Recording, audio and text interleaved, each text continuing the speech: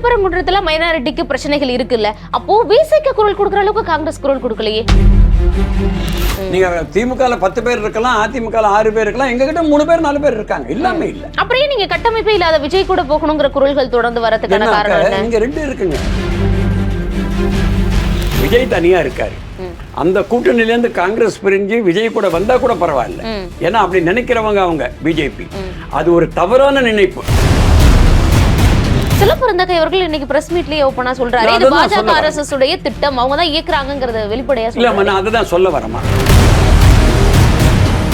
திமுக அதிருப்தியில இருக்குது, நம்மளால வெளிப்படையா பார்க்க முடியுது காங்கிரஸ் மேல. இந்த பிரச்சனையை உருவாக்கக்கூடிய ஒருத்தவரை இப்போ வரைக்கும் எந்த நடவடிக்கையும் எடுக்காம காங்கிரஸ் மேலிடம் இருக்காங்க அப்படின்னா அந்த அமைதிக்கு என்ன காரணம்? ஓகே, ஏன்னா மாநில தலைவரே சொல்றாரு, ஏன்னா பேரலா ஒரு ஆட்சி ஒரு கட்சியை தொடங்கி நடத்துறீங்களா, நீங்க மாற்று தலைவரா தமிழக காங்கிரஸுக்குன்னு கேக்குறாரு. கட்டுப்பட்டு இல்ல வெளிப்படையா இன்னைக்கு மாநில தலைவரே உடைச்சு சொல்றாரு, இவர் எப்படி காங்கிரஸ்காரரா இருக்க முடியும், இது பாஜக இவங்களுடைய ஆர்எஸ்எஸ் உடைய குரல், ஆர்எஸ்எஸ் உடைய சதித்திட்டம் அப்படின்னு சொல்றாருங்கிறப்போ இது உங்க கூட்டணியில எந்த அளவுக்கு தாக்கத்தை ஏற்படுத்துங்கிற ஒரு கேள்வி. கூட்டணியில டெஃபினட்டா தாக்கத்தை ஏற்படுத்தும். இது பைபோலர் கிடையாது. இனிமேல் அதிமுக திமுக எல்லாம் கிடையாது பாலிடிக்ஸ். விஜய்ன்ற ஒரு மிகப்பெரிய ஃபோர்ஸ் வந்திருக்கு. இதெல்லாம் திமுக கூட்டணியில இல்லாத, இல்லைன்னா எந்த கூட்டணிக்குமே போகாத ஒருத்தவங்க ஒரு கட்சி சொன்னவங்க பேசினா அதை நம்ம ஏத்துக்கலாம். திமுக கூட்டணிக்குள்ள இருக்கிற காங்கிரஸே இதெல்லாம் விஜயை தூக்கி வச்சு பேசுறதுங்கிறது உண்மைதான். நான் சொல்றேன், நான் உங்களுக்கு இன்னைக்கு யதார்த்தத்தை சொல்றேன். உங்களுக்கு வெற்றி முக்கியமா, இல்லைன்னா வருங்காலத்துல இன்னும் நிறைய சீட்ஸ் வேணும், நான் ஆட்சியிலும் அதிகாரத்திலும் பங்கு கொடுக்கிற விஜயா? ஒரண்டா தமிழ் நேயர்களுக்கு வணக்கம். இன்று நம் நிகழ்ச்சியில் நம்முடன் இணைந்திருப்பவர் காங்கிரஸ் செய்தி தொடர்பாளரும் முன்னாள் அகில இந்திய ஊடக பிரிவு செயலாளருமான திரு ரமணி அவர்கள். சர்க்கிட்ட கேட்க நிறைய கேள்விகளும் சந்தேகங்களும் இருக்கு, பேசுவோம்.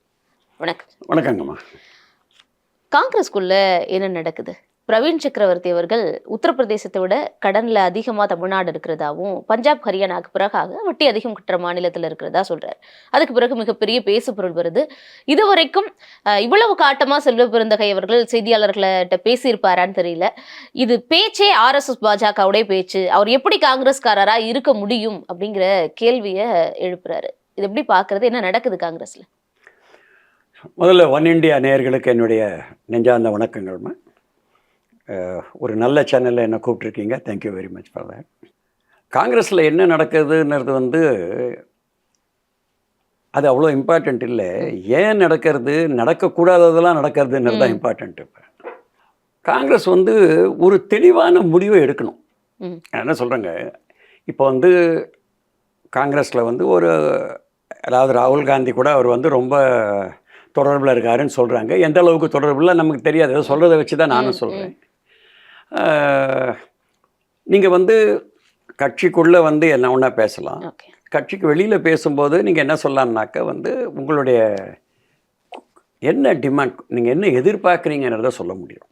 இப்போ திரு சொடங்கர் இருக்கார், அவர் தான் எங்களுடைய இன்சார்ஜ். அவர் என்ன சொல்கிறாருனாக்க, எங்களுக்கு ஆட்சியில் அதிகாரத்தில் பங்கு இருக்கணும், அதிகமான தொகுதிகள் தேவைன்னு சொல்கிறார். இது ஒரு எதிர்பார்ப்பு. எதிர்பார்ப்புக்கும் எதிர்ப்புக்கும் ஒரு வித்தியாசம் இருக்கு.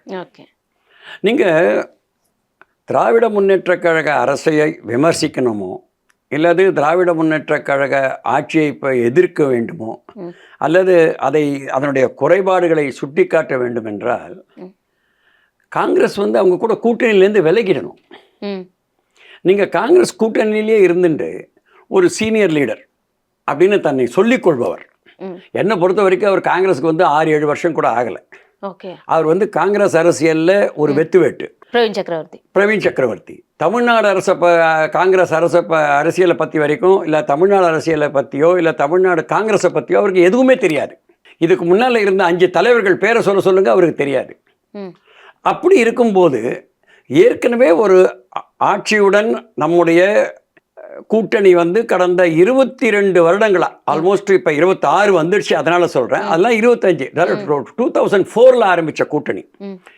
2004 2006 அசம்பிளி, 2009 பார்லிமெண்ட், 2011 அசம்பிளி, 2014 மட்டும் நாங்கள் அவங்களும் பிரிஞ்சு நின்றோம். அதுக்கப்புறம் மறுபடியும் 2016 கூட்டணி வந்தோம். ஸோ கிட்டத்தட்ட 25 வருடங்களாக இந்த கூட்டணி இருக்கு. 26வது வருடத்தை தொடப்போகுது. நீங்கள் அந்த மாதிரி ஒரு 22வது வருடத்தை தொடப்போகுது.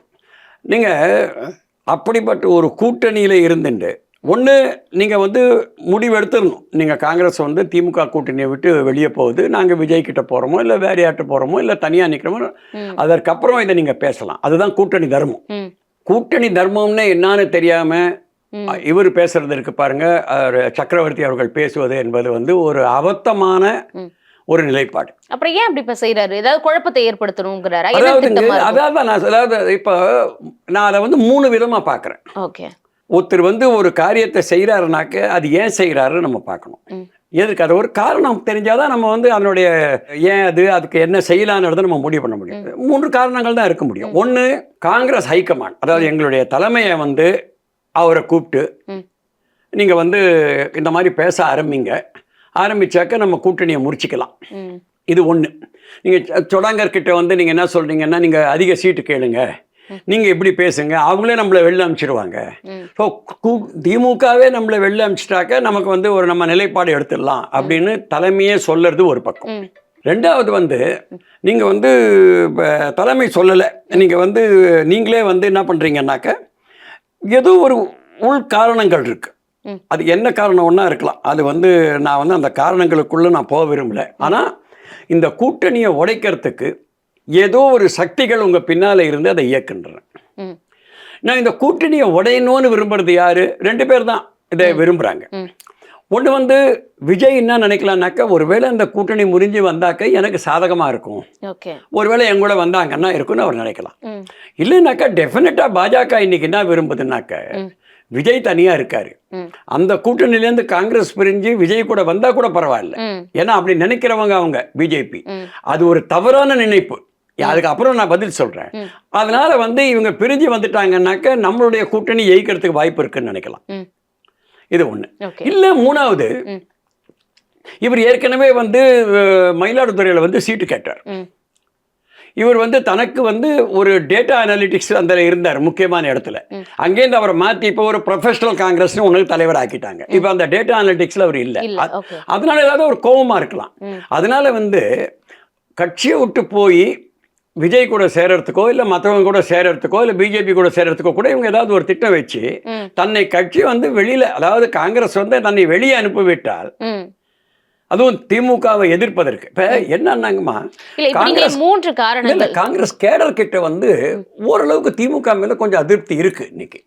ஸோ அவர் என்ன நினைக்கலாம்னாக்கா, நான் அதை விட்டு வெளியில வந்தாக்க அந்த அதிருப்தியோட நான் வந்ததுனால கேடர் கூட என் கூட வரலாம், ஏன்னா அவங்களும் வந்து ஓஹோ திமுக பேசுனதால பழிவாங்கப்பட்டிருக்காருன்ற எண்ணம் வரலாம் அப்படின்னு இந்த 3 காரணங்கள் தான் இருக்க முடியும். ஒன்று, காங்கிரஸ் மேலிடம் இப்படி பண்ணுங்கிற ஒரு உத்தரவு பிறப்பிச்சிருக்கலாம். இன்னொன்னு பாஜக இயக்கிறதுக்கான ஏதோ ஒரு சதி இருக்கலாம். மூன்றாவது, தன்னை வளர்த்துக்கிட்டு தன்னோட ஒரு கூட்டத்தை கொண்டு வர்றதுக்கான வேலையை பார்க்கலாம்னு சொல்றீங்க.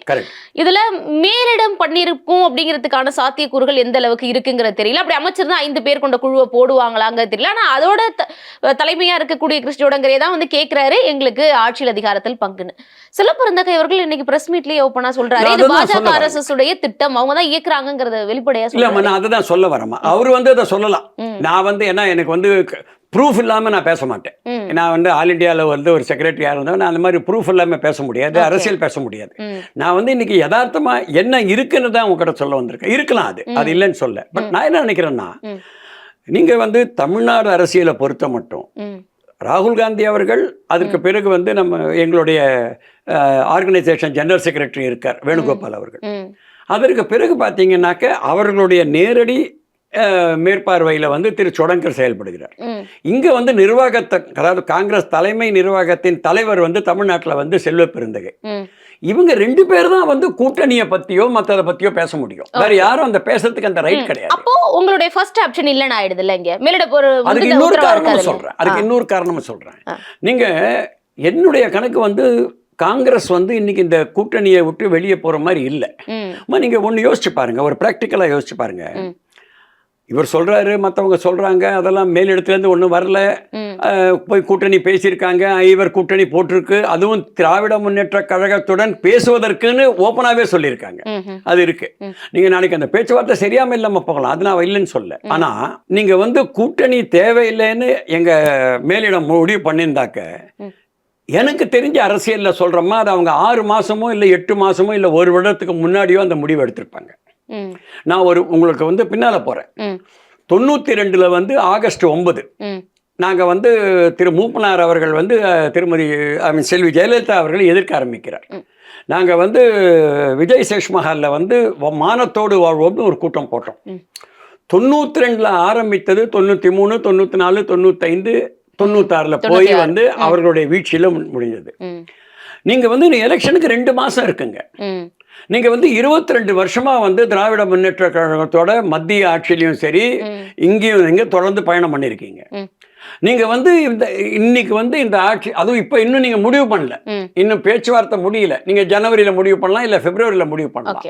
பிப்ரவரியில வந்து நீங்க முடிவு பண்ணி ஆட்சியிலேருந்து வெளியில வந்துட்டு இல்ல கூட்டணியிலேருந்து வெளியில வந்துட்டு நீங்க எந்த மூஞ்சை வச்சுட்டு போய் வந்து திராவிட முன்னேற்ற கழகத்தை வந்து நீங்க குறை சொல்ல முடியும்? அப்போ அது எடுபடாது. எப்படி எடுபடும்? மக்கள் வந்து இன்னைக்கு ரொம்ப தெளிவா இருக்காங்க. இப்ப இனிமேல் வந்து இந்த கொள்கை அரசியல், இந்த கூச்சல் அரசியல் எல்லாம் போயிடுது. மக்கள் வந்து உங்ககிட்ட வந்து ரொம்ப தெளிவா, அதுவும் வந்து இந்த இன்டர்நெட் எக்ஸ்ப்ளோஷன் வந்த அப்புறம் புரிஞ்சுக்கிறாங்க. அப்போ நீங்க இவ்வளவு தெளிவா சொல்றீங்க, கடைசி கட்டத்துல கூட்டணி உடைக்கிறதுங்கிறது நமக்கே பாதகமா போய் முடியும், அது எடுபடாதுன்னு சொல்லுங்க. தெரியுது இல்ல? அப்போ உங்க கூட்டணிய உள்ளுக்குள்ள பிரச்சனை வர வரைக்கும் இப்ப திமுக அதிருப்தியில இருக்குது, நம்மளால வெளிப்படையா பார்க்க முடியுது காங்கிரஸ் மேல. இந்த பிரச்சனையை உருவாக்கக்கூடிய ஒருத்தவரை இப்போ வரைக்கும் எந்த நடவடிக்கையும் எடுக்காம காங்கிரஸ் மேலிடம் இருக்காங்க அப்படின்னா அந்த அமைதிக்கு என்ன காரணம்? அம்மா இப்படிதான் இருக்கு. அதாவது கொஞ்ச நாள் முன்னால இன்னொரு இன்டர்வியூல கூட சொன்னேன், ஜெயலலிதா அம்மா இருந்தாங்கன்னாக்க நேத்தே தூக்கி போட்டிருப்பாங்க. இதே எடப்பாடியார் இருந்தால் என்ன பண்ணிருப்பாருனாக்க கழக உடன்பிறப்புகள் யாரும் தொடர்பு வைத்துக் கொள்ளான்னு ஒரு லெட்டர் அனுப்பிச்சிட்டு இருப்பாரு. காங்கிரஸ், பிஜேபி, சிபிஎம், சிபிஐ இதெல்லாம் வந்து ஒரு நேஷனல் பார்ட்டிஸ். இதில் வந்துங்க ஒரு ப்ரொசீஜர் இருக்குது. எங்களுக்குன்னு பார்த்தீங்கன்னாக்கா ஒரு குழு இருக்குது. அதாவது வந்து அவங்க வந்து டிசிப்ளினரி ஆக்ஷன் கமிட்டினே இருக்குது. நீங்கள் வந்து இந்த மாதிரி ஏதாவது வந்ததுனாக்க அதில் போய் அதில் வந்து அவங்க இது பண்ணிவிட்டு இவர் இப்போ எடுத்தது இவர் என்ன பண்ணாரோ, தெரிஞ்சு பண்ணாரா தெரியாமல் பண்ணாரா, தெரிஞ்சாமல் பண்ணாருனாக்க ஒரு வார்னிங், இந்த மாதிரி மேல் தயவு செய்து பேசக்கூடாது. இல்லை நீங்கள் வந்து இது 2வது வாட்டி நீங்கள் பண்ணுறீங்க, ஏற்கனவே வந்து விஜயை பார்த்துட்டு போயிருக்கீங்க, அது நாங்கள் சொல்லி போல, ஏன்னா அதுவும் தெளிவாக இருக்குது. இப்போ அகில இந்திய காங்கிரஸ் கமிட்டி அவர் அனுப்பல என்னது தெளிவாக இருக்கு. அப்போ அப்பயே ஒரு வார்னிங், அப்போ ஃபர்ஸ்டே ஒரு கொடுத்துருக்கலாம், கொடுத்துட்டு இந்த வாட்டி நடவடிக்கை எடுக்கலாம். இன்னைக்கு நாளைக்குள்ள இல்லை வர 1ஆம் தேதிக்கு அப்புறமா கூட வந்து அவர் கட்சியை வந்து தூக்கி எறியப்படலாம், அது இருக்கலாம். அது நீங்க உறுதியா சொல்ல முடியாது. வாய்ப்புகள் இருக்குன்னு சொல்றீங்க. ஏன்னா ஃபர்ஸ்ட் ஆப்ஷனே விஜய் சந்தித்தப்போ அவர் இல்லன்னு தெரிஞ்சுமே வார்னிங் கூட கொடுக்கல. வார்னிங் கொடுக்கல நமக்கு தெரியாது. வார்னிங் கொடுத்திருக்கலாம், இன்டர்னல் வார்னிங் கொடுத்திருக்கலாம். அப்படி கொடுத்திருந்தா இப்ப திரும்ப பேசுவார் அப்படி இல்ல? அப்ப அவருடைய எண்ணங்கள் வேற மாதிரி இருக்குன்னு தானே அர்த்தம். அப்படி வார்னிங் கொடுத்து கூட இப்ப பேசினாருனாக்க, அதுவும் திமுகவுடைய அரசாங்கத்தை குறை சொல்ற அளவுக்கு அவர் பேசினாருனாக்க கூட்டணியில் இருந்துட்டு அவருடைய எண்ணங்கள் சரியா இல்ல, உடனடி நடவடிக்கை பாய்ஞ்சிருக்கணும்ல அவர் மேல. உடனடி நடவடிக்கைலாம் எங்களுடைய கட்சியில உடனடி ஒரு வாரம் 10 நாள் ஆயிடும். ஓகே, ஏன்னா மாநில தலைவரே சொல்றாரு, நீங்க பேரலலா ஒரு ஆட்சி ஒரு கட்சியை தொடங்கி நடத்துறீங்களா, நீங்க மாற்று தலைவரா தமிழக காங்கிரஸுக்குன்னு கேக்குறாரு. அப்போ ஒரு தலைமைக்கே கட்டுப்பட்டு இல்ல. ஒருவேளை அது விரும்புறாரோ என்னமோ, ஒருவேளை சக்கரவர்த்தி தானும் ஒரு கட்சிக்கு தலைவராகி காங்கிரஸ் உடைக்கலாம்னு நினைக்கிறாரோ என்னமோ தெரியல. இன்னொரு தமிழ் மாநில காங்கிரஸ் மாதிரி இன்னொரு தமிழ் மாநில காங்கிரஸ் வரதுக்கு சான்ஸே இல்லைங்க. ஏன்னா இன்னொரு மூப்பனார் இல்லை இன்னைக்கு. மூப்பனார் மாதிரி ஒரு மிகப்பெரிய ஆளுமை தான் வந்து ஒரு மிகச்சிறந்த மனிதர். ஆளுமை வந்து அப்புறம் மூப்பனார் மாதிரி ஒரு நல்ல மனிதர், அதுவும் மக்களோட மக்களா இருந்த மனிதரை இனிமேல் நீங்க பார்க்க முடியாது. நீங்க தான் சொல்றீங்க இன்னொரு பிளவா போய் இன்னொரு கட்சி தொடங்குறதுக்கான தமாக்கா மாதிரி போக முடியாது. நீங்களும் நானும் ஒருத்தா இருந்தேன்னு சொல்லிட்டு ஒரு 10 பேரை வச்சுன்னு ஓட்டலாம். போய் விஜய் கிட்ட வந்து ஒரு சீட்டு வாங்கிக்கலாம், இல்ல பிஜேபி கிட்ட கூட சேர்ந்து 2 சீட்டு வாங்கிட்டு நிக்கலாம். அதெல்லாம் ஒண்ணும் இல்லைங்க, அதெல்லாம் கட்சி கிடையாது. ஏன்னா உங்களுக்கு இந்திய அளவுலயுமே சரி, இந்தியா கூட்டணியில திமுக மிகப்பெரிய ஒரு சக்தியா இருக்கு, உங்களுக்கு மிகப்பெரிய பலமா இருக்காங்க. எம்பி சீட்ஸா இருக்கட்டும், எம்எல்ஏ சீட்ஸா இருக்கட்டும், காங்கிரஸுக்கான ஒரு ஆதரவு குரல்ங்கிறது முதல்ல தமிழ்நாட்டில இருந்தா வருது. ராகுல் காந்தியை பிரதமர் வேட்பாளரா முன்னிறுத்தின முதல்வர் ஸ்டாலின்ங்கிறதுல உங்களுக்கு ஒரு மிகப்பெரிய ஒரு சப்போர்ட்டா இருக்காங்க. ராகுலே சொல்றாரு, எனக்கு ஒரு பிரதர் மாதிரி அண்ணன்கிற உறவுல ஸ்டாலின் இருக்காருன்னு. இப்படி ஒரு கூட்டணியை கட்டமைச்சுட்டு இருக்கிறப்போ இங்கேருந்து இந்த மாதிரி குரல்கள் தொடர்ந்து வர்றது அப்படிங்கிறது வெளிப்படையா இன்னைக்கு மாநில தலைவரே உடைச்சு சொல்றாரு, இவர் எப்படி காங்கிரஸ்காரரா இருக்க முடியும், இது பாஜக இவங்களுடைய RSS உடைய குரல், RSS உடைய சதித்திட்டம் அப்படின்னு சொல்றாருங்கிறப்போ இது உங்க கூட்டணியில எந்த அளவுக்கு தாக்கத்தை ஏற்படுத்துங்கிற ஒரு கேள்வி. கூட்டணியில டெஃபினட்டா தாக்கத்தை ஏற்படுத்தும். அதாவது நீங்க சொல்ற மாதிரி நீங்க வந்து உடனடியா நடவடிக்கை எடுத்திருக்கணும். எடுத்திருந்தாக்க ஒரு கிளியர் சிக்னல் டிஎம்கேக்கு, இந்த பாருங்க நாங்க வந்து இந்த மாதிரி இந்த ஆட்கள் எல்லாம் நாங்க உள்ள வைக்க மாட்டோம் அப்படிங்கிறது ஒரு கிளியர் சிக்னல். இல்லைன்னா அது ஒரு தாக்கத்தை உருவாக்கும். இன்னைக்கு நீங்க பிராக்டிக்கல் சிச்சுவேஷன்ல பாருங்க. இன்னைக்கு வந்து திமுகவிற்கு காங்கிரஸ் மிகவும் தேவை. அதே நேரத்துல காங்கிரஸுக்கும் திமுக தேவை. நீங்க தமிழ்நாடு அரசியலை மட்டும் எடுத்துட்டீங்கன்னாக்க இன்னைக்கு வந்து ஒரு ஒரு ஒரு போலரைஸ்டு பாலிடிக்ஸ்ல நிக்கிறோம். இது பைபோலர் கிடையாது. இனிமேல் அதிமுக திமுக எல்லாம் கிடையாது பாலிடிக்ஸ். விஜய்ன்ற ஒரு மிகப்பெரிய ஃபோர்ஸ் வந்திருக்கு இன்னைக்கு. அது ஒரு ஃபெனாமினான். அது நான் இன்னும் எப்படி எதிர்பார்க்கிறேன்னாக்க உணர்ச்சிகரமா, அதாவது வந்து ஒரு பொலிட்டிக்கல் பார்ட்டிஸ்ல வந்து தொண்டர்கள் வந்து ஒன்று ஒரு பாலிசி அதனுடைய ஃப்ரேம் ஒர்க்கு அதை வந்து அட்ராக்ட் ஆகி வருவாங்க. அது வந்து அட்ராக்ட் ஆக மாட்டாங்க, அட்டாச் ஆகிப்பாங்க. பட் வந்து ஒரு உணர்ச்சி பூர்வமான அட்டாச்மெண்ட் இருக்கு பாருங்க. அது வந்து எப்போ வரும்னாக்க நீங்க வந்து ஒரு எம்ஜிஆர் வந்தப்ப இருந்தது. எம்ஜிஆர் வந்து வெளியில வந்தப்ப உணர்ச்சிகரமா மக்கள் வந்து அவர் பின்னால வந்தாங்க. பெரிய தலைவர்கள்லாம் அப்புறம் வந்தாங்க, முதல்ல மக்கள் வந்தாங்க. அதே மாதிரி தான் நான் சொல்றேன். இன்னைக்கு விஜய் அவர்கள் பின்னால வந்து ஒரு மாற்றத்தை விரும்புவார்கள். ஏன்னா ஒரு பொலிட்டிக்கல்ல வந்து ஒரு ஃபட்டீக் வந்திருக்கு. அதாவது இவங்களே ஏடிஎம்கே இவங்களே ஏடிஎம்கே இருக்காங்கன்ற ஒரு ஃபட்டீக் இருக்கு இன்னைக்கு. அந்த ஃபட்டீக், அந்த தொய்வுலேருந்து வெளியில வர்றதுக்கு மக்கள் என்ன வரணும்னா யாருன்னா ஒருத்தர் இன்னும் எமர்ஜ் ஆகி வரமாட்டாங்களான்ற ஒரு இது இருக்கு. இதெல்லாம் வந்து திமுக கூட்டணியில இல்லாத இல்லைன்னா எந்த கூட்டணிக்குமே போகாத ஒருத்தவங்க ஒரு கட்சி சொன்னவங்க பேசினா அதை நம்ம ஏத்துக்கலாம். திமுக கூட்டணிக்குள்ள இருக்கிற காங்கிரஸே இதெல்லாம் வந்து விஜயை தூக்கி வச்சு பேசுறதுங்கிறது உண்மைதான். நான் சொல்றேன், நான் வந்து உங்களுக்கு இன்னைக்கு யதார்த்தத்தை சொல்றேன். எதுக்கு அதை யதார்த்தத்தை சொல்றேன்னா, ஏன் திமுக காங்கிரஸ் வந்து முடிவு பண்ண வேண்டிய கட்டத்துல இருக்கு, இன்னைக்கு ஒரு கிளாரிட்டி கொடுக்க வேண்டிய கட்டத்துல இருக்குன்னா, இனிமேலும் நீங்க தொண்டர்களை வந்து தயவு செய்து வந்து நீங்க வந்து இன்னும் திமுக கிட்ட இருந்து பிரிக்காதீங்க. நீங்க ஒரு தெளிவாத முடிவு எடுக்காத வரைக்கும், அம்மா நீங்க வந்து தலைவர்கள் ஒன்னாகலாம், தொண்டர்கள் ஒன்னாகலைனாக்க அந்த கோஆபரேஷன் வராது உங்களுக்கு. அப்ப தொண்டர்கள் இப்ப வரைக்கும் காங்கிரஸ் திமுக கூட்டணி ஒத்து போகலையா? இல்ல, இது வரைக்கும் என்னன்னாக்க நான் அதுல பிராங்கா உங்ககிட்ட சொல்லணும்னாக்க போகல. நான் ஏன் சொல்றேன்னா, நீங்க வந்து 67 எங்களுக்கு ஆட்சி போச்சுமா. இவ்வளோ வருடம் கழிச்சு கூட எங்களால வந்து ஒரு மினிஸ்டர் கூட லோக்கல்ல எங்களால கொண்டு வர முடியல. ஆனா எல்லா ஆட்சியிலுமே நாங்க வந்து கூட்டணியில இருக்கோம். அதாவது 80ல வந்து எம்ஜிஆர் வந்து தனியா நின்று ஜெயிச்சார். ஆனா அதுக்கப்புறம் எம்ஜிஆர் எங்க இந்திரா காந்தி கூட அட்ஜஸ்ட் பண்ணி கூட்டணிக்கு வந்துட்டாரு. 85ல எங்க கூட்டணி, 91ல எங்க கூட்டணி, 96ல திமுக கூட கூட்டணி, 2001ல ஜெயலலிதா கூட கூட்டணி, 2006ல திமுக கூட கூட்டணி, எப்ப 2006ல மைனாரிட்டி அரசு இருந்தப்ப எங்களுக்கு வந்து இது வரைக்கும் நாங்கள் ஒரு மினிஸ்டர் ஒரு இதெல்லாம் ஒன்றும் பார்க்கல. அதே மாதிரி வந்து எங்கள் தொண்டர்களுக்கு என்ன கோவம்னாக்க, உள்ளாட்சி தேர்தலில் நீங்கள் வந்து சீட்டு வந்து நாங்கள் வந்து கேட்டாக்கா எங்களுக்கு வந்து 5% 10% கொடுக்க வேண்டியது கொடுத்துட்டு, அதுலேயும் ஒரு கார்பரேஷன் சப்போஸ் 50 வார்டு இருக்குது, எங்களுக்கு 10 வார்டு கொடுத்தாங்கன்னா அந்த 10 வார்டுலேயும் வந்து மேலிடத்துல தெரிஞ்சோ தெரியாமலையோ அது தெரியாதமா கீழ லெவல்ல வந்து என்ன பண்ணாங்க, ஒரு போட்டி வார்டு வேட்பாளர் சுயேட்சையா போட்டு நிறுத்தி எங்களை தோக்கடிக்க வேண்டியது. இது வந்து எங்க தொண்டர்கள் மத்தியில ரொம்ப ஆழமா பதிஞ்சு இருக்கும். அதனாலதான் நான் சொல்றேன், நீங்க வந்து திமுக வந்து இதையும் இன்று யோசிக்க வேண்டிய நேரம். இதெல்லாம் பேச வேண்டிய கட்டத்துல இடத்துல காங்கிரஸ் இருக்குல்ல, நீ பேச தீர்த்துக்கணும். உட்கட்சி விவகாரம் உங்களுக்கு கூட்டணிக்குள்ள இருக்கக்கூடிய நீங்க வந்து இப்ப என்ன ஸ்டுடியோல கூப்பிட்டீங்க, நான் பேசிதான் ஆகணும். ஆனா உட்கட்சி விவகாரம் தான் இது. இங்க நீங்க பேசுறது நான் சொல்லல, இதெல்லாம் நீங்க பேச தீர்த்திருக்க வேணாமா? அதுதான் இவங்க என்ன சொல்றாங்க, அதுதான் இவங்க என்ன சொல்றாங்கன்னா, இந்த ஆட்சியில பங்கு கொடுங்க, கொஞ்சம் அதிகமான சீட்டு கொடுங்க. எப்ப பார்த்தாலும் வந்து எங்களுக்கு வந்து 5 எம்எல்ஏ 10 எம்எல்ஏ 15 எம்எல்ஏ இதோட இருக்கிறதோட ஒரு 30 40 50 எம்எல்ஏ இருந்தாக்க எங்களுக்கு கொஞ்சம் அதிகாரம் கொஞ்சம் அதிகமா கிடைக்கும். கேட்கறது ஆசைப்படுறது கரெக்ட். ஆனா காங்கிரஸ்ல தமிழ்நாட்டுல இப்ப அந்த அளவுக்கு ஸ்ட்ராங்கா இருக்கீங்களா? 50 சீட்டு கேட்கிற அளவுக்கு. நான் உங்களுக்கு ஒண்ணு சொல்லட்டுங்களாமா, இன்னைக்கு வந்து தமிழ்நாட்டில் வந்து கிட்டத்தட்ட 14% நான் வந்து இது ஒரு ஓட் பேங்க் சொல்றேன், மைனாரிட்டிகள் மட்டும் இருக்காங்க. மைனாரிட்டிகள் மட்டும் 14% இருக்காங்க. 12ன்றாங்க, இப்ப 14 வரைக்கும் இருக்குமா? ஆமாங்கம்மா, 14% இருக்காங்க. ஏன்னா நீங்க கன்வெர்டட் கிறிஸ்டியன்ஸ் எடுத்துக்கணும், அவங்கள சேர்த்தாக்க நீங்க இந்த 12லேருந்து 15 வச்சுக்கிறேன்.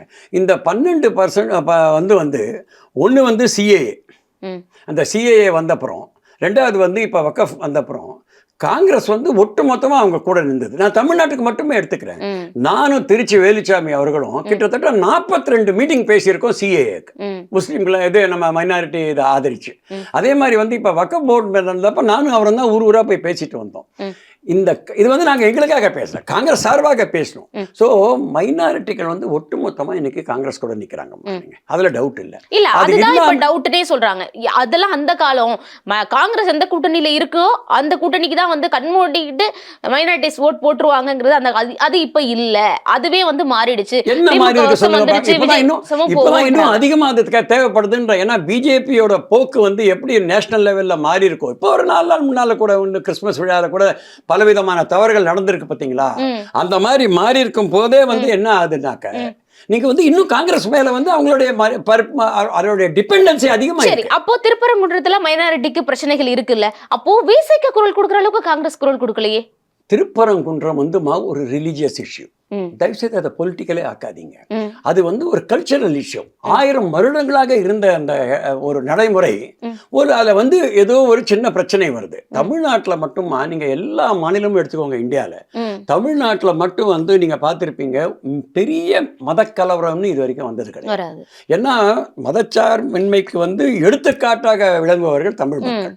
அப்படி இருக்கும்போது நான் அதில் வந்து நானும் வந்து தேவைப்பட்டா திராவிட முன்னேற்ற கழகத்தை எதுக்கு குறை சொல்லுவேன்னாக்க, இதை ஒரு அட்மினிஸ்ட்ரேட்டிவ் இஷ்யூவா பார்த்து நீங்க வந்து அந்த அட்மினிஸ்ட்ரேஷனோட சால்வ் பண்ணிட்டு நீங்க வந்து கம்யூனல் ஹார்மனிக்கு போயிருக்கணுமே ஒழிய இதை இவ்வளவு பெருசாக்கி இருக்க உனக்கு விட்டுறக்கூடாது. அவங்க வேணும்னு விட்டாங்கன்னு நான் சொல்லல, விட்டுருக்க கூடாது. இதை வந்து அதோட இதெல்லாம் இது வந்து ஒரு ரிலீஜியஸ் இஷ்யூ.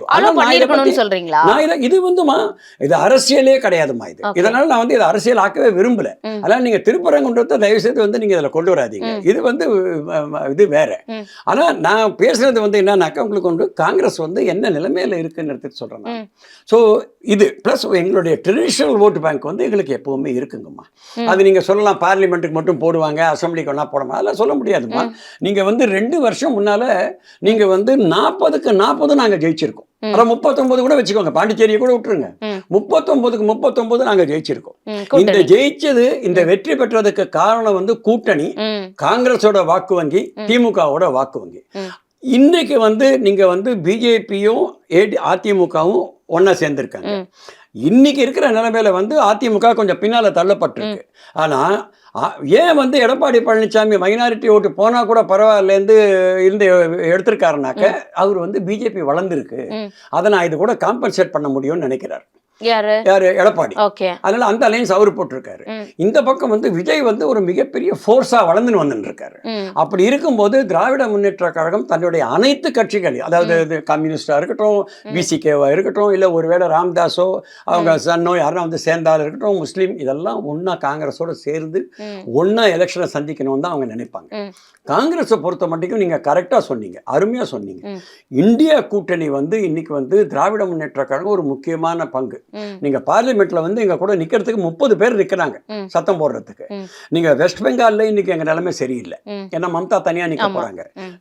கேரளால எங்க நிலைமை தெரியல, அங்க தனியா அவங்க நிக்கிறாங்க, நாங்க தனியா நிக்கிறோம். இப்படி இருக்கும்போது நீங்க வந்து ஜார்க்கண்ட்ல வந்து அவங்கள சீட்டு கொடுக்கலன்றதுக்காக அவர் வெளில போலான்னு பாக்குறாரு சிபு சோரன் அவர்கள். நீங்க வந்து பீகார்ல நாங்க ஒழுங்கா இல்லைன்னு சொல்லிட்டு வந்து அவங்க எங்க மேல கம்ப்ளைண்ட் பண்ணாங்க. இந்த மாதிரி ஒரு நேரத்துல இந்தியா கூட்டணி அணைச்சு கொண்டு போனோம்னா திமுக இருக்கிறது ரொம்ப முக்கியம். ஏன்னா இப்ப நடந்த எல்லா மாநில தேர்தல்கள்லயுமே பார்த்தோம், காங்கிரஸுக்கு மாநில கட்சியோட சரியான உறவு, சுமூக முறை, ஷீட் ஷேரிங்ல பிரச்சனை இருந்ததுனாலதான் நீங்க ஆட்சியை பல மாநிலங்கள்ல வடக்குல வந்து இழக்கிறத நம்ம பார்த்தோம். அப்போ இப்ப வரைக்கும் சவுத்துல வந்து பாஜக உள்ள வர முடியாதுன்னு 24ல எவ்வளவு ஆதங்கமா பார்லிமெண்ட்லயே ராகுல் பேசினாருங்கிறதே நம்மளால பார்க்க முடியும். தமிழ்நாட்டுல உங்களால கால் வைக்க முடியாதுன்னு சொன்னார். அப்போ உங்களுக்கு திமுகவுடைய தேவை இருக்கு. நீங்க சொல்ற மாதிரி ஒரு வகையில உங்களுடைய தேவையும் திமுக இருக்குன்னு வச்சுக்கலாம். ஆனா கூட்டணி ஆட்சி வேணும், கூட்டணியில ஆட்சியிலும் அதிகாரத்திலும் பங்கு அப்படிங்கிற இடத்துக்கு இப்போ தமிழ்நாட்டுல காங்கிரஸ் இருக்கா அப்படிங்கிற ஒரு கேள்வி இருக்கு. அது 26க்கு முக்கியமா அந்த குரலை எழுப்பணுமா, அந்த அவசியம் இருக்கா? அந்த அவசியம் கண்டிப்பா இருக்குன்னு நான் நினைக்கிறேன். ஏன்னா நீங்க வந்து பாத்தீங்கன்னாக்கா over the period of time தான். நீங்க வந்து தமிழ்நாட்டில் வந்து 10 ஆண்டுகள் வந்து அதாவது வந்து எங்களுடைய கூட்டணி ஆட்சி இல்லை. 2011 இருந்து 2021 வரைக்கும் எங்க கூட்டணி ஆட்சி இல்லை. ஸோ 2020 அந்த 10 வருடங்கள்ல வந்து ஒரு புது ஜெனரேஷன் வந்து உள்ள வந்திருக்கு. காங்கிரஸ்குள்ள இருக்காங்களா யங் ஜெனரேஷனா? நீங்க எங்கன்னு வச்சுக்காங்க, நான் 20 வயசு சொல்லல, அட்லீஸ்ட் 30, 40, 50 வயசுல இருக்கிறவங்க மத்தவங்க வந்து ஏதோ வந்து காங்கிரஸ், ராகுல் காந்தி இவங்களெல்லாம் பார்த்து காங்கிரஸ்ல வந்திருக்காங்க. ஜாயின் பண்றாங்களா தமிழ்நாட்டுல? நம்ம கண்டிப்பா ஊராட்சி வரைக்கும் கட்சி இருக்குமா, கட்சி இல்லாம இல்ல. நீங்க திமுகல 10 பேர் இருக்கலாம், அதிமுகல 6 பேர் இருக்கலாம், எங்க கிட்ட 3 பேர் 4 பேர் இருக்காங்க, இல்லாம இல்ல. அப்படியே நீங்க கட்டமைப்பே இல்லாத விஜய் கூட போகணுங்கிற குரல்கள் தொடர்ந்து வரதுக்கான காரணம் நீங்க 2 இருக்குங்க. விஜய் கூட வந்து ஏன் குரல் வருதுன்னா, விஜய்க்கு வந்து மாஸ் சப்போர்ட் இருக்கு, ஒரு எமோஷனல் அட்டாச்மெண்ட் இருக்கு. அந்த எமோஷனல் அட்டாச்மெண்ட் இந்த எஸ்பெஷலி நீங்க பாத்தீங்கன்னாக்கா, இப்போ ஒரு சிம்பிள் கால்குலேஷன் தரேன். 50% வாக்காளர்கள் வந்து பெண்கள், பெண்களுக்கு வந்து அவர் மேல வந்து ஒரு நல்ல ஒரு உணர்ச்சிகரமான ஒரு அட்டாச்மெண்ட் இருக்கு.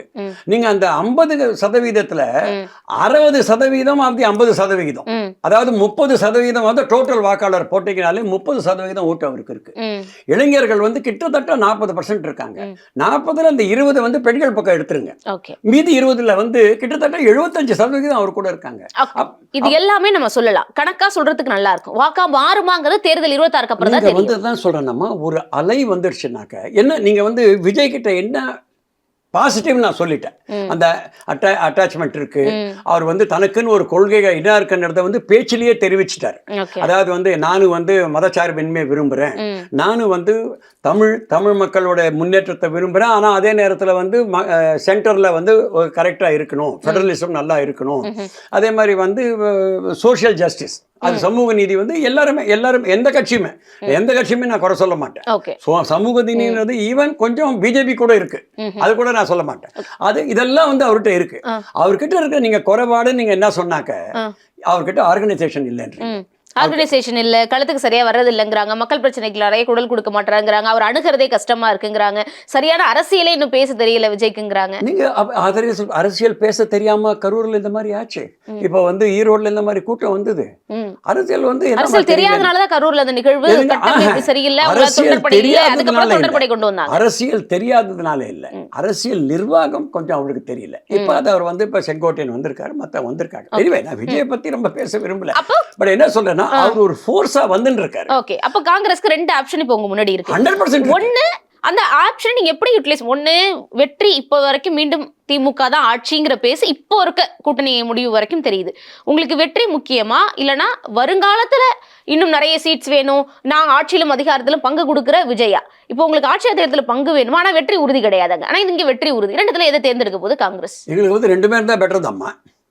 2 பேரும் அது பண்ண முடியாதுல்ல, ஒரு கலைஞர் இல்ல. ஆனா நான் சொல்ல கேளுங்க, இப்போ வந்து எங்களுக்கு வந்து வெற்றின்னு முக்கியம்னாக்க, பிராங்கா சொல்றேன், எங்களுக்கு வந்து திமுக வெற்றி மட்டும் எங்களுக்கு முக்கியம் கிடையாது, எங்களுக்கு காங்கிரஸ் வெற்றியும் முக்கியம்.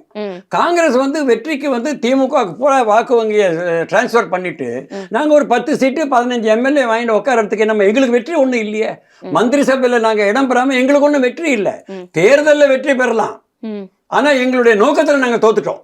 நீங்க அதோட வந்து இன்னைக்கு வந்து ஒரு எழுச்சி உருவாக தான் பார்க்க முடியுது. அது எப்படி வேணா மாறலாம். நீங்க வந்து ஜனவரி 15 இல்ல பிப்ரவரி மாசம் வந்து விஜய் வந்து ஒரு சுனாமியா மாறும், இல்லைனாக்க கடல் அடங்கி போயிடும், அது நமக்கு தெரிய போகுது. ஆனா இன்னைக்கு வந்து அந்த கடல் சுனாமியா மாறறதுக்கான வாய்ப்புகள் வந்து 50% மேல இருக்கிறதுனால அதுவும் ஒரு ஆல்டர்னேட்டிவ் எங்களுக்கு இருக்கு. இதுல வந்து நீங்க சொல்ற மாதிரி கண்டிப்பா வந்தாக்க ஒரு அவங்க 25 சீட்டு கொடுத்தா கூட நாங்க ஒரு 15 சீட்டு கண்டிப்பா ஜெயிச்சிருவோம். ஆனா நீங்க இங்க வந்து இப்போ வரைக்கும் நீங்க திமுக கூட்டணி உறுதின்னு சொல்லல இல்லையா? அங்கே ஆப்ஷன் இருக்குன்னு தான் சொல்றீங்க. போனாலும் போயிருவோம் கூட்டணியை விட்டுங்கிறதுல இருக்கீங்க. இன்னொரு ஆப்ஷன் இருக்குன்னு சொல்றேன் ஒழிய திமுக கூட்டணியை விட்டுணும்னு சொல்றாங்க, விட்டுட்டோம்னு சொல்லல, ஆப்ஷன் வச்சிருக்கோம். ஆனா எங்களுக்கும் வந்து நீங்க வந்து எங்களை ஒரு பேச்சுவார்த்தை சரிப்பட்டு வரலன்னா போயிடுங்க. நான் என்ன சொல்றேன், எங்களுக்கு 60 சீட்டு கொடுத்துருங்கம்மா. 60 சீட்டு அவ்வளவு கொடுப்பாங்க நம்பிக்கை இருக்கா? 60 சீட்டு கொடுத்து இல்ல, நான் 50 சீட்டு கொடுங்க. உள்ளாட்சி தேர்தலில் உங்களுக்கு ஒரு 30% இல்ல 25% சீட்டு கொடுத்துடுறோம். போட்டி வேட்பாளர் நிக்க வைக்கணும்னு சொல்லுங்க. எந்த காங்கிரஸ்காரனும் டிஎம் கல்யாணம் விட்டு போக மாட்டான். ஓகே, அப்ப 50 கொடுக்கலன்னா போயிடுவீங்களா? இல்ல போக மாட்டோம்னாக்கா போறதுக்கு வாய்ப்பு இருக்குன்றேன் நான். ஓகே, அப்ப விஜய் நீங்க க்ளோஸ் பண்ணல, டோரை ஓபன்ல தான் வச்சிருக்கீங்க. 100% க்ளோஸ் பண்ணலமா, எந்த கட்சியுமே க்ளோஸ் பண்ணலமா. நேத்து அப்ப பிரவீன் சக்கரவர்த்தி காங்கிரஸ் அனுப்புறதுங்கறத நீங்க உங்க பேச்சு மூலமா நான் என்ன சொல்றேன், அதாவது வந்து தேவேந்திர குலாளர் வேளாளருக்கு வந்ததுக்கு வந்து மோடி வந்து அனௌன்ஸ் பண்ணாரு. அப்ப ஜான் பாண்டி அந்த மேடையில உட்கார்ந்தாரு. நேத்து என்கிட்ட ஒரு பேட்டியை பத்தி அவர்கிட்ட கேட்டேன், இதான் நண்பா இந்த மாதிரி நீ பேட்டி கொடுத்துருக்கே அப்படின்னாக்க, ஆமாங்க எனக்கு வந்து கூட்டணி ஒன்றும் உறுதி இல்லை, எனக்கு யார் சரியா வராங்களோ அவங்க கூட தான் கூட்டணினாரு. ஓகே, அப்போ விஜய் டோர் க்ளோஸ் பண்ணலன்னு நீங்களும் சொல்றப்போ, பிரவீன் சக்கரவர்த்தியோட நடவடிக்கையும் பாக்குறப்போ இது காங்கிரஸோட உங்களுடைய ஃபர்ஸ்ட் ஆப்ஷன் மேலிடமும் அனுப்பி இருக்கலாம். இந்த மாதிரி பண்ணுங்கன்னு பிரவீன் சக்கரவர்த்தி சொல்லியிருக்கலாம். யாருக்கு? பிரவீன் சக்கரவர்த்தி காங்கிரஸ் மேலிடம் வந்து 125 வருஷம் கட்சி இது. இந்த மாதிரி ஒரு முட்டாள்தனத்தை காங்கிரஸ் மேலிடம் பண்ணாது. என்ன சொல்ல வரேன்னா, கூட்டணி பேசுறாங்கன்னு வச்சுக்கோங்க, சைலண்டா பேசுவாங்க. இப்ப முதல் வாட்டியே எடுத்துப்போம், நான் தான் என்னதான் அனுப்புறாங்க டெல்லினா நான் போய் ராத்திரியா போய் பார்த்து விஜய் பார்த்துட்டு சைலண்டா போயிட்டு இருப்பேன் ஒழிய நான் பார்த்தாச்சுன்னு வடிவேல் மாதிரி நான் வந்து மாறு தட்டி இருக்க மாட்டேன். அப்ப இவரை யாரை இயக்குறாங்க? கண்டிப்பா அதுல ஒன்றும் டவுட்டே இல்லை. அதனால சொல்றேன். ஆனா ஆப்ஷன் இருக்கு, ஆப்ஷன் இல்லாம இல்லை. காங்கிரஸ் கிட்ட ஆப்ஷன் வச்சிருக்கு. பட் அந்த ஆப்ஷனை வந்து அவங்க வந்து ஒரு பயமுறுத்துற மாதிரியோ ஒரு இதுவோ அவங்க வந்து அதை யூஸ் பண்ணல. என்ன சொல்றாங்கன்னா எங்க கட்சி தொண்டர்கள் இதை விரும்புறாங்க, நாங்க இதை விரும்புறோம், எங்களுக்கு வந்து 50-60 வருஷம் ஆகிப்போச்சு, அதனால வந்து ஆட்சியில் ஒரு பங்கு கொடுங்க எங்களுக்கு, ரெண்டாவது வந்து எங்களுக்கு கொஞ்சம் அதிகமான சீட்டு கொடுங்க அப்படின்னு நாங்கள் கேட்குறோம். அதுதான் இதை வச்சு நாங்கள் பயமுறுத்தலை. இது வந்து எங்களோட நிலைமைன்னு நாங்கள் கேட்குறோமே ஒழிய அப்படி இல்லைன்னாக்கா எங்கள் தொண்டர்களை வந்து ஒரு வேளை அவங்க விரும்பினாங்கன்னாக்க நாங்கள் வந்து அந்த ஆப்ஷன் நாங்கள் எங்ககிட்ட இருக்குன்னு சொல்கிறோம். ஆனால் அதை வச்சு நாங்கள் பயமுறுத்தலை. இன்னும் காலங்கள் இருக்குது. ஜனவரி பிப்ரவரி நீங்கள் சொல்கிற மாதிரி இன்னும் கொஞ்சம் சூடு பிடிக்க வாய்ப்பு இருக்குது. இவ்வளோ நேரம் ஒதுக்கிற கேள்விகளுக்கு பதிலளித்தமைக்கு நன்றி சார். தேங்க்ஸ்மா, ரொம்ப நன்றிங்கம்மா. Subscribe to One India and never miss an update.